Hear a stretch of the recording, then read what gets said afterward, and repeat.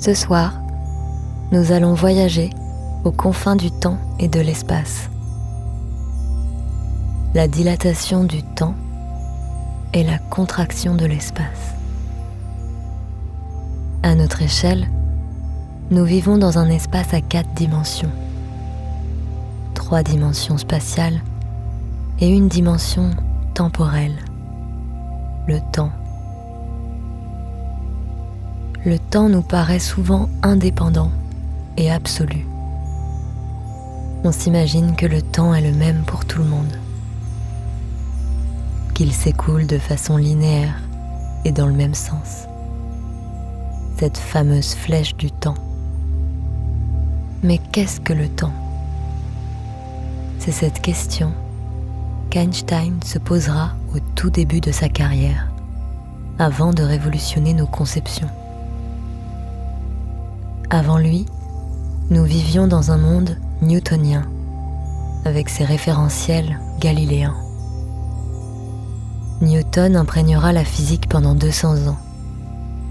Sa théorie corpusculaire de la lumière se base sur un postulat, et donc un parti pris. Ce postulat est le suivant. Les notions d'espace et de temps sont absolues. Or, ce qui est absolu ne dépend d'aucune autre chose. Depuis Isaac Newton, tout le monde pensait que le temps était le même pour tous, qu'il était absolu, qu'il s'écoule de la même façon pour tout le monde. Il est établi depuis longtemps que la vitesse est une distance divisée par du temps.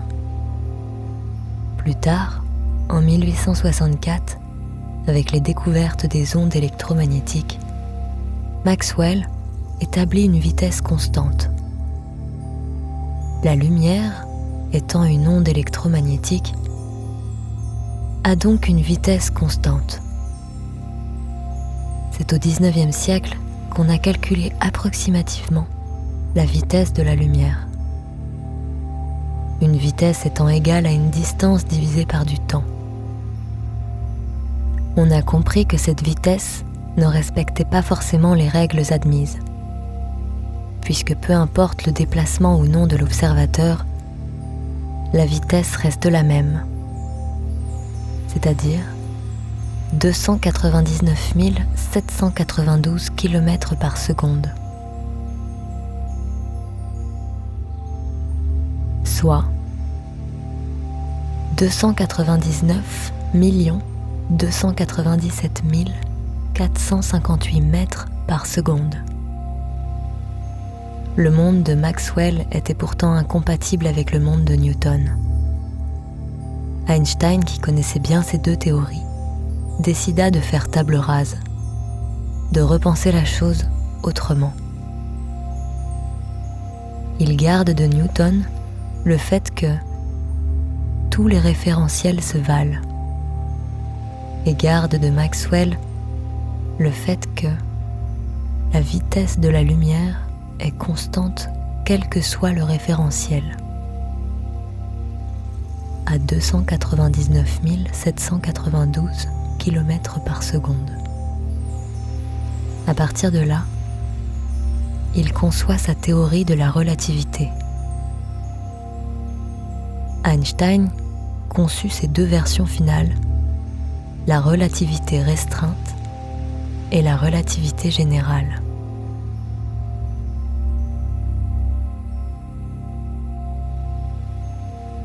Remontons dans le temps. C'est avec le développement du chemin de fer que la question du temps s'est posée. À cette époque, chaque ville avait son heure. Les trains adoptaient l'heure de la ville de départ. Chaque ville calculait son heure en fonction du zénith, à midi. Les voyageurs devaient régler leur montre à l'arrivée. Plus les voies de chemin de fer se sont développées, plus c'est devenu problématique. Il a fallu synchroniser les horloges. Einstein a donc été engagé à l'Office des brevets de Berne, en Suisse. Sa mission était justement de synchroniser les horloges. C'est comme ça qu'il saisit les incohérences dans notre compréhension du temps. Si l'on a deux horloges synchronisées côte à côte, si l'on en déplace une à l'autre bout de la planète, rien ne nous prouve que les deux horloges seront toujours synchronisées.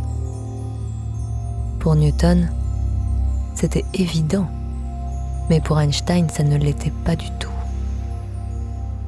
Qu'est-ce qui nous prouve qu'elles battront le temps toujours à la même vitesse? Tout semble être une question de référentiel.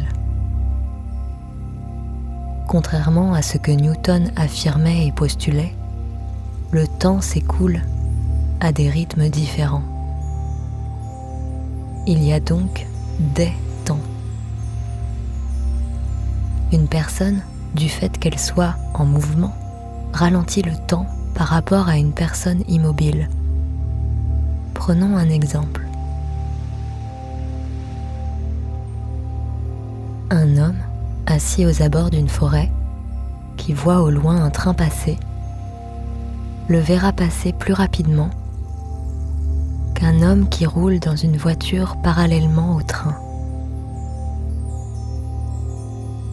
Le premier est immobile, alors que le second est en mouvement. Donc tout dépend de l'objet en mouvement et du mouvement de celui qui observe. Mais ça ne fonctionne pas avec la lumière, car peu importe le mouvement ou l'immobilité de l'observateur, la lumière a toujours la même vitesse. Pour certains, c'est qu'on ne voyait pas les rayons lumineux à des vitesses différentes. Mais pour Einstein, c'était improbable.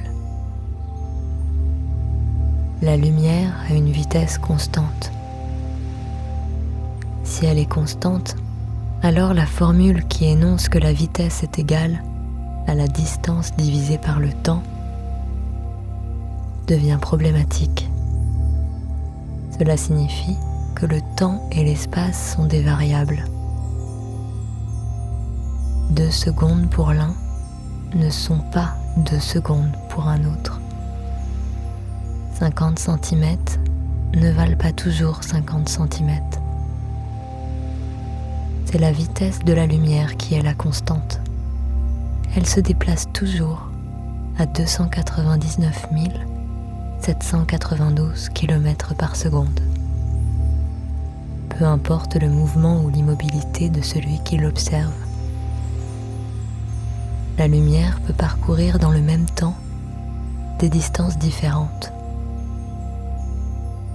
Le tic-tac d'une montre, utilisée pour mesurer le temps, n'est que de l'électricité, du magnétisme.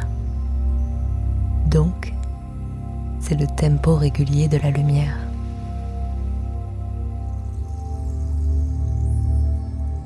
L'espace et le temps ne sont pas distincts. Ils sont profondément liés. Plus on a de l'un, moins on a de l'autre. Ils doivent être compris dans une globalité. Il faut plutôt penser espace-temps en tant que structure quadridimensionnelle. Et le lien entre l'espace et le temps, c'est cette fameuse vitesse de la lumière. Mais comme le mental de l'homme a du mal à se représenter cet espace à 4 dimensions, on va simplement visualiser une feuille plane, immense, qui représente l'espace-temps. C'est donc l'espace-temps qui est relatif et la lumière qui est constante. Grâce aux horloges atomiques, dont la précision est extrêmement fine, on a pu le mesurer. Des horloges en mouvement marchent plus lentement que des horloges immobiles. Une horloge est mise dans un avion en plein vol et une autre sur terre immobile. On a trouvé que celle dans l'avion était plus lente de quelques nanosecondes,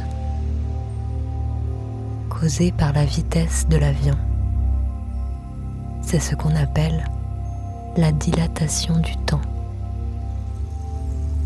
Lorsque le temps se dilate, tout est au ralenti. Vos fonctions vitales, les battements de votre cœur, le développement de vos cellules, la circulation de votre sang. Mais on ne le remarque pas. Avec la relativité restreinte, Einstein comprend que le temps est élastique.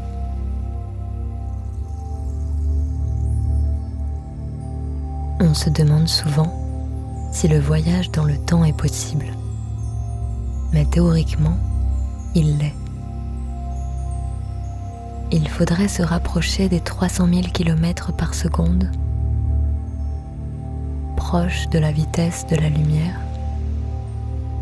Si l'on voyage dans un vaisseau spatial dans l'espace pendant 1 an, lorsque l'on revient sur Terre, 20 ans se sont écoulés. On arrivera donc dans le futur de la Terre. Évidemment, pour les voyageurs du vaisseau spatial, le temps s'écoulerait naturellement. Mais par rapport à un habitant de la Terre, leur écoulement du temps serait nettement ralenti. On l'observerait à partir de 10% de la vitesse de la lumière. Pourtant, celui qui est dans le vaisseau spatial ne s'en rend pas compte. Einstein va plus loin. Alors que pour Newton, l'énergie et la masse sont distincts, pour Einstein, au contraire, les deux sont intimement liés. Et il les relie par la vitesse de la lumière, qui est une constante. La masse, c'est l'énergie sous une autre forme. C'est ainsi que la formule la plus célèbre de l'histoire va naître. E égale mc2.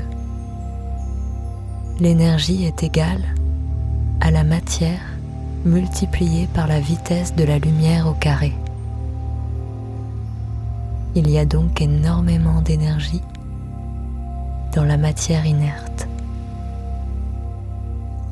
Ce n'est que plus tard, avec la découverte du nucléaire, qu'on constatera que beaucoup d'énergie se trouve dans les atomes. Mais ce n'est pas tout.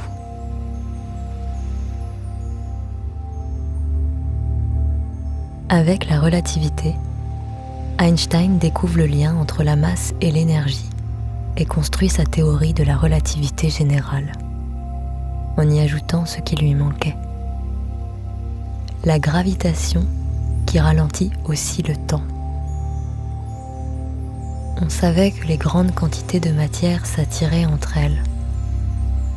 Il n'y a qu'à voir notre système solaire.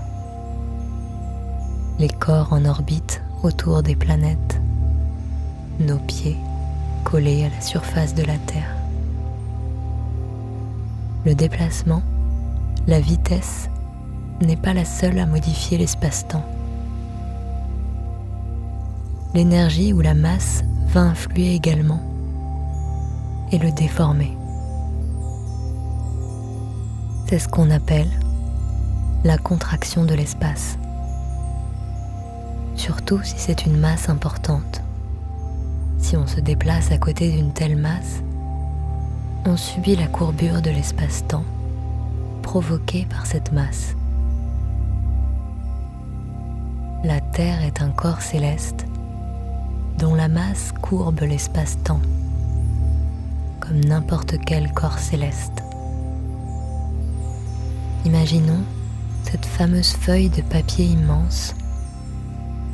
Sur cette feuille qui représente l'espace-temps, si vous posez un globe comme la Terre, la feuille va courber.